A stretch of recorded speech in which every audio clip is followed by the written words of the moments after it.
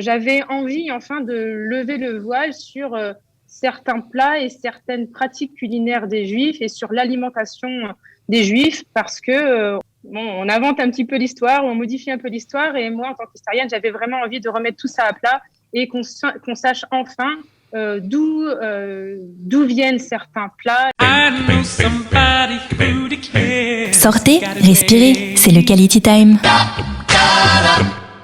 Et nous avons le plaisir d'accueillir Hélène Jawara Piner, ou Pinière, comme on dit en Espagne. Voilà, elle est historienne, elle est professeure d'histoire, spécialiste de l'histoire médiévale et surtout de la cuisine séfarade, parce qu'elle est également chef à domicile pour tout ce qui concerne la cuisine séfarade. Enfin bref, c'est vraiment quelque chose de tout à fait exceptionnel. On est ravis de l'accueillir parce qu'elle vient de sortir un livre qui s'appelle Sephardi Cooking the History. C'est un livre publié par une boîte d'édition américaine, Academic Studies Press. Et donc, on est vraiment enchantés de la recevoir parce que, franchement, on trouve dans ce livre non seulement l'histoire des Juifs séfarades à travers ce qu'elle va nous raconter, les chroniques des inquisiteurs, mais aussi des recettes de cuisine, des vraies recettes de cuisine que vous allez pouvoir refaire chez vous et qui viennent des temps très anciens. Donc bonjour Hélène, merci de nous accueillir cette interview. Alors comment vous est venue cette idée d'aller chercher dans le tréfonds, on va dire, des livres d'histoire pour nous ramener au 21e siècle 60 recettes incroyables de plats à se lécher les babines quand on en voit les photos et les images.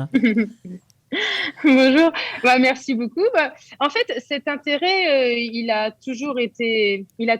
J'ai toujours été passionnée par l'alimentation et par en fait la cuisine et l'alimentation des Juifs et principalement en Espagne parce que je suis espagnole. Donc cette thématique a toujours été très importante pour moi et je crois que j'avais envie enfin de lever le voile sur certains plats et certaines pratiques culinaires des Juifs et sur l'alimentation des Juifs parce que on dit beaucoup de choses, des fois on invente un petit peu l'histoire, on modifie un peu l'histoire et moi en tant qu'historienne j'avais vraiment envie de remettre tout ça à plat et qu'on sache enfin d'où viennent certains plats et voilà quelle est l'origine et puis voilà de façon à on va dire perpétuer la transmission et voilà une transmission claire et précise. C'est clair qu'on apprend bien sûr d'où viennent ces plats, mais surtout on apprend sur l'histoire des Juifs tout simplement. Et c'est ça qui est original à travers la cuisine, à travers les plats qu'ils préparaient. Alors ça va de quand à quand exactement ? Alors ça va du XIIe siècle.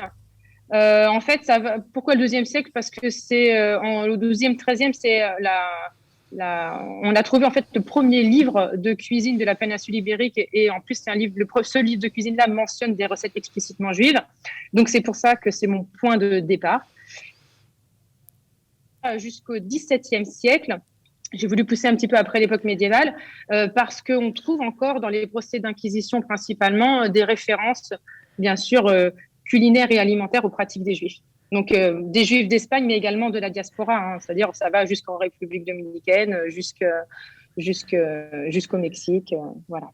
Alors, vous avez, bien sûr, j'imagine, beaucoup travaillé. Est-ce que vous pouvez nous raconter comment vous avez réussi à reconstituer ces recettes, à les retrouver, tout simplement ?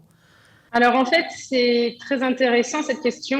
Lorsqu'on traite de l'alimentation et de la cuisine des Juifs, on ne peut pas se baser sur une seule source. Et du coup, pour mener à bien ce travail, j'ai dû consulter des procès d'inquisition, donc des sources judiciaires, mais également des sources culinaires, des sources littéraires qui pouvaient être des poèmes ou également des ouvrages écrits en prose. Ça pouvait être aussi des traités de médecine, des traités de diététique.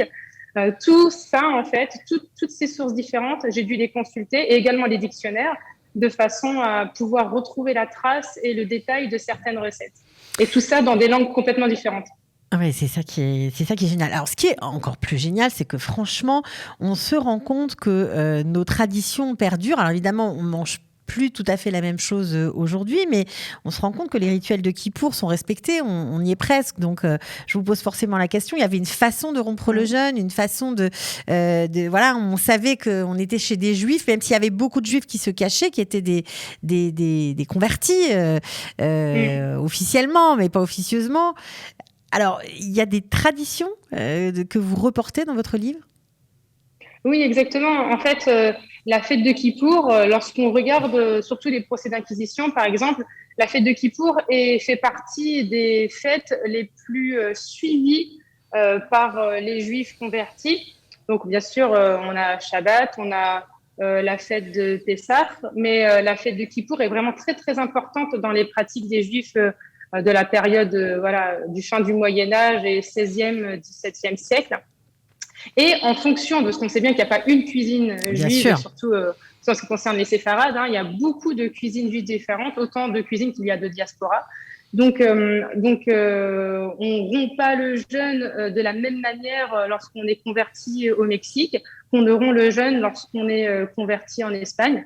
Donc, et ça, c'est aussi un travail assez curieux et des fois qui peut surprendre parce que lorsqu'on dit voilà, que dans les procès d'acquisition, par exemple, je cite ceux du Mexique, mais il y en a d'autres également, et bien qu'en fait, surtout pour rompre le jeûne et pour préparer au jeûne, on ne mangeait pas de viande, eh bien, certains peuvent s'offusquer en disant mais non, c'est pas du tout comme ça. Mais en fait, mon boulot et le boulot notre boulot en tant qu'historien, c'est vraiment de se baser sur les sources. Bien sûr. Et en effet, et on retrouve vraiment dans les questions d'acquisition, par exemple, pour préparer au jeûne, eh bien, on mangeait des œufs, des olives. Pour rompre le jeûne, eh bien, on pouvait prendre du chocolat chaud si jamais on n'avait pas de vin. On mangeait beaucoup de poissons. Donc voilà, ça fait partie des pratiques C'était que l'on dangereux. retrouve. C'était dangereux parce que les inquisiteurs veillaient. Ils savaient tout ça, les inquisiteurs. Oui, en fait, c'est ce qui est très intéressant parce que bien sûr, pour pouvoir juger et condamner, il faut quand même savoir ce que tu juges. Donc, les inquisiteurs ils ont mené une inquisitio, donc ça veut dire une enquête. Et du coup, ils ont dû faire des recherches également et ils savaient très bien, pour aller jusqu'à inscrire dans un procès d'inquisition certaines pratiques, et du coup, dans ce qui nous intéresse ici, les pratiques culinaires, il fallait bien qu'ils sachent que c'était important pour les Juifs. Et donc, s'ils le mentionnaient, c'est qu'ils savaient très bien que c'était important pour les Juifs, donc ils étaient au courant de ces pratiques-là. Alors, vous avez dans votre livre une espèce de soupe de poisson. Alors là, on n'est plus à Kippour, on est plutôt Shabbat, Oui. où là, c'était vraiment pour les inquisiteurs un signe, quoi, comme quoi on était dans une maison où on gardait des pratiques juives. C'était dur de retrouver cette recette? Ça a été difficile? Ça a été difficile. Alors déjà, la lecture des procès d'acquisition, c'est compliqué parce que c'est pas écrit dans un. Alors du coup, là, c'est la procès d'acquisition d'Espagne ou du Mexique. Bon, c'est écrit en espagnol. Mais bon, lorsqu'il s'agit des procès d'acquisition qui ont eu lieu sous la couronne portugaise, donc c'est écrit en portugais. Mais déchiffrer, c'est pas évident. aisé. C'est assez compliqué. Ouais, c'est vraiment pas évident. Mais néanmoins, au bout d'un moment, on finit par retrouver souvent les mêmes mots. Et donc, ce plat est un plat très intéressant. Il ne porte pas de titre, mais c'est à la lecture du procès on se rend compte quels étaient les ingrédients qui composaient la recette. Et du coup, moi, de façon à mixer cette partie histoire et cette partie culinaire, eh bien, j'ai mentionné dans mon livre à chaque fois qui mangeait quoi, dans quel pays, à quelle date. Des fois, on a même la date exacte. On a d'ailleurs même tout le temps la date exacte. C'est saisissant. Et puis on se rend compte aussi à travers quand on lit votre ouvrage qu'il y a même des plats typiquement juifs qui sont devenus une tradition dans d'autres pays. Je pense à l'Italie notamment et aux nuegados. Oui. J'espère que je l'ai bien prononcé. Oui. Des petits. On va aller voir en image des petits gâteaux sucrés. Alors, quelle est l'histoire de ce plat qui existe encore peut-être? Enfin, qui existe en tout cas en Italie. Oui. Chez les juifs, je ne sais pas, mais en Italie, chez les Italiens non juifs, ça existe. Oui. C'est dingue. Oui, en fait, c'est incroyable. Et c'est tout ce qui fait la force et l'intérêt de la recherche. C'est-à-dire que, eh bien, on part d'une source. Alors, du coup, pour les nuegados, ce qui est en fait les nuegados on pouvait les consommer principalement d'ailleurs pour Hanouka. Okay. Mais également pour Rosh Hashanah, dans le sens où les nuegados, bien, contiennent du miel et pour voilà, exactement. Et pour Hanouka, c'est un plat frit et en plus de toute façon, peu importe, c'est très très bon dans les deux cas. Mais en tout cas, c'est un plat très intéressant parce que il est mentionné tant dans une source littéraire, donc qui date du XVIe siècle et qui relate en fait la vie, une partie de la vie d'une protagoniste qui s'appelle Alfonsa dans l'œuvre La Lozana Andaluza, qui a été écrite justement par un converso qui s'appelle Francisco Delicado. Et donc, ce plat est mentionné parmi les plats que la jeune femme sait faire. Et on retrouve. Alors, par contre, il n'y a pas dans cette œuvre, par exemple, il n'y a pas de précision quant à ce qu'est la recette. Des fois, ce qu'est le plat, en fait. On n'a ni la recette ni les ingrédients. Alors, comment vous avez fait? Vous l'avez inventé vous-même? Vous avez fait quoi? Vous l'avez inventé? Non. Ah non, en fait, vous n'avez rien inventé dans le livre. C'est ça qui est beau, quoi. Non. Oui, exactement. En fait, c'est ça qui fait que c'est un livre très particulier, vraiment à cheval entre l'histoire et la cuisine, mais aucun plat n'est inventé. Mais c'est extraordinaire. Ça veut dire que si on se met vraiment à lire vos recettes, je rappelle qu'il y a 60 recettes, en plus de toute l'histoire autour des plats et tout ce qu'on apprend sur l'Espagne, le Maroc, bref, la République dominicaine, ça va très loin. On peut refaire à l'identique et se mettre dans les souliers de nos ancêtres, quoi. C'est extraordinaire. Ah, mais totalement. Et en fait, c'est même très prenant. Lorsque je cuisine pour des personnes, c'est en fait la plupart du temps ces thématiques-là qui sont recherchées, c'est-à-dire qu'on me contacte et qu'on me dit bah voilà, moi j'aimerais bien que vous veniez cuisiner, vous nous présentiez en fait le plat dans son contexte et qu'ensuite qu'on mange vraiment ce qui se mangeait tel jour ou alors par telle personne. Et ça, c'est une partie de mon travail. Bon, alors j'imagine que cet ouvrage, parce que vous en êtes déjà à la 2e édition, il y a une 3e édition en préparation, j'imagine que cet ouvrage a suscité de l'envie, du partage à travers le monde et notamment en Israël. Oui, c'est vraiment c'est assez impressionnant. En fait, forcément, la maison d'édition Academic Studies Press se situant aux États-Unis et le livre étant écrit en anglais, forcément, les premiers ont été les habitants, les Nord-Américains, donc qui ont en fait ont manifesté on ne peut plus clairement l'engouement vis-à-vis de mon livre, vu qu'en fait, en à peine 2 mois, il était déjà en rupture de stock. Et donc, c'était assez impressionnant. Et comme il a mis un peu de temps à arriver en Israël, les gens commencent à découvrir en fait mon livre en Israël. Alors, et j'ai reçu le commun des mortels. J'imagine que vous avez eu beaucoup d'encouragement. Mais les chefs, est-ce que les chefs se sont intéressés à votre livre? Oui, il y a des chefs qui se sont intéressés à mon livre, et pas des moindres, parce qu'un des chefs les plus mondialement connus de la cuisine, notamment cuisine israélienne, qui s'appelle Michael Solomonoff, qui lui a plusieurs restaurants, dont Zahav forcément à Philadelphie. J'ai discuté avec lui sur mon livre, il était enchanté, il était vraiment dingue du bouquin.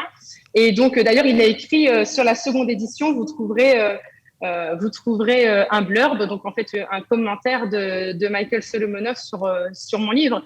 Et il est possible que ça aille un petit peu plus loin dans le travail qu'on va faire ensemble. J'ai aussi discuté avec Adina Sussman, qui est vraiment une chef israélienne vraiment très très connue et on ne peut plus sympathique. Donc voilà. Avec d'autres chefs en Israël. On va peut-être vous retrouver ici dans quelques temps, en tout cas au fourneau d'un bon restaurant pour peut-être quelques démonstrations. On ne sait pas, mais en tout cas, franchement, nous, on a adoré. On a trouvé que c'était vraiment tout à fait original. Ça va bien au-delà de la transmission orale. C'est vraiment un ouvrage qui nous permet, pour tous ceux qui ont envie de retrouver peut-être le goût de leurs ancêtres. Je ne sais pas. Ça peut être une idée. Ceux qui ont envie de renouveler aussi la cuisine juive, parce que pas mieux que de se plonger dans les racines pour mettre un petit peu de modernité dans tout ça. J'ai une petite question personnelle. Sur la couverture du livre, vous avez mis des aubergines. Alors, j'imagine que vous avez dû hésiter, il y a tellement de choses à mettre. Pourquoi des aubergines? En fait, c'est marrant parce que j'ai pas du tout hésité, mais je peux comprendre qu'on puisse hésiter. Mais en fait, la couverture. Donc, vous voyez, en fait, ce sont des petites aubergines que d'ailleurs j'avais ramenées de la ville de São Paulo au Brésil lorsque je suis allée faire une conférence là-bas. Et sachant que les procès d'acquisition du Brésil sont très intéressants et fournissent de nombreuses informations en ce qui concerne les pratiques des conversos du Brésil, notamment ceux de la côte Est. Et c'était vraiment les toutes petites aubergines. Mais au-delà de ça, les aubergines font partie des éléments des ingrédients emblématiques de la cuisine séfarade. Et c'est vraiment très, très important dans les diverses sources qui traitent de l'alimentation des Juifs, où en fait, on a dénoncé les Juifs converso parce qu'ils consommaient de l'aubergine sous différentes manières, mais parce qu'ils consommaient de l'aubergine. Et ça, les beignets d'aubergine sont très connus dans le monde séfarade. Voilà, tout le monde en mangeait. Enfin, c'était vraiment un mets délicieux. Alors, on a, juste pour finir, Hélène, on a un gâteau apparemment qui va être aussi sur les tables des Juifs séfarades pour après Kippour, c'est les fidjouelas ou le zorelas. Oui. Ça existait à l'époque. Oui, bien sûr. C'est une recette qui est très, très, très, très ancienne. Elle a été préparée de différentes manières, mais le principe était toujours le même, c'est-à-dire une bande de pâte très, très, très, très fine, et enroulée et frite. Donc, on ne trouve pas forcément tout le temps le terme exact, mais par contre, dans le process, en fait, on retrouve ces fidjouelas. Les fidjouelas, ou hojuelas, ça porte différents noms forcément en fonction de la diaspora, eh bien, elles sont consommées notamment par les Juifs d'Afrique du Nord pour rompre le jeûne de Kippour. Ça fait vraiment partie des plats qui sont sur la table en fait de Kippour. Écoutez, en tout cas, on vous souhaite un bon jeûne pour l'instant. Peut-être que vous allez nous faire un Insta Live, on ne sait pas, d'ici... Oui, peut-être mercredi. Peut-être que vous allez faire ça pour nous, on ne sait pas. Oui, c'est exact. J'aimerais bien mercredi, du coup mercredi après-midi, heure de Paris. Je pense dans le milieu d'après-midi. Je n'ai pas encore regardé, mais j'aimerais bien que sur les coups de 16 heures, je puisse faire un petit live sur une des recettes que j'affectionne tout particulièrement dans mon bouquin, qui s'appelle Converso Fish Pie. Donc, c'est une sorte de tourte au poisson qui était consommée par les Juifs pendant l'Inquisition pour rompre le jeûne de Kippour. Donc, sur mon Instagram, Hélène Jawara-Piner, vous pourrez trouver ces informations et j'espère que vous serez là. Bon, je pense qu'il y aura du monde. En tout cas, merci beaucoup. Je rappelle que vous êtes historienne, spécialiste de l'histoire médiévale, que votre livre s'appelle Sephardi Cooking The History. Voilà, on peut l'acheter sur Amazon, peut-être même bientôt dans des librairies en Israël, je ne sais pas encore. Oui. Il est en anglais, évidemment, mais c'est facile, hein, on peut déchiffrer les recettes. Oui, c'est pas un livre où il y a que de la... Enfin voilà, il y a la photo, il y a la liste, et j'ai fait attention que justement, ça soit quand même relativement simple, parce que il est intéressant que tout le monde puisse quand même... faire les recettes. Voilà. Bon, oui, voilà, exactement. On va essayer, on vous donnera des nouvelles. En tout cas, merci d'avoir été avec nous. J'espère. Voilà, bon jeûne, et puis à très bientôt. Merci. Sortez, respirez, c'est le Quality Time.